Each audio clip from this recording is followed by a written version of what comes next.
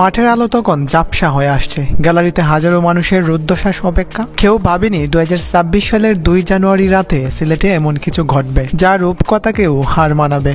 অনেকে বলেছিল সময় ফুরিয়ে গেছে, ব্যাটের ধার কমেছে, শরীর আর আগের মতো সায় দেয় না। কিন্তু ভাগ বুড়ো হলেও যে শিকার ভুলে যায় না, তার প্রমাণ দিতেই বোধহয় আজকের এই রাতটা তুলে রাখা ছিল।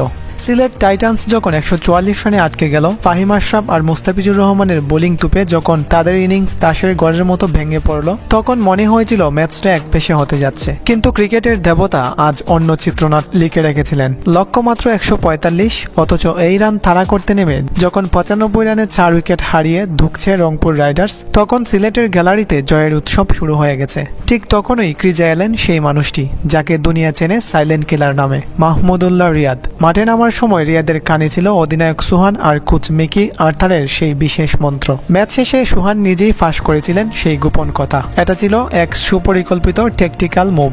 রিয়াদকে দেয়া হয়েছিল খোলা মাঠের লাইসেন্স, যাও নিজের মতো করে ম্যাচটা শেষ করে আসো। আর রিয়াদ তিনি যেন এই সুযোগের অপেক্ষায় ছিলেন। ভাবুন তো একবার, 16 বলে 34 রানের এক টর্নেডো ইনিংস, কোনো হাক ডাক নেই কোনো বাড়তি উত্তেজনা, শুধু ব্যাটের প্রতিটি আঘাতে বিদ্ধ করা প্রতিপক্ষকে। 5টি 4 আর একটি ছক্কায় তিনি যখন মাঠ দাপিয়ে বেড়াচ্ছিলেন, তখন সিলেটের বোলাররা অসহায় হয়ে তাকিয়ে দেখা ছাড়া আর কিছুই করতে পারছিলেন না।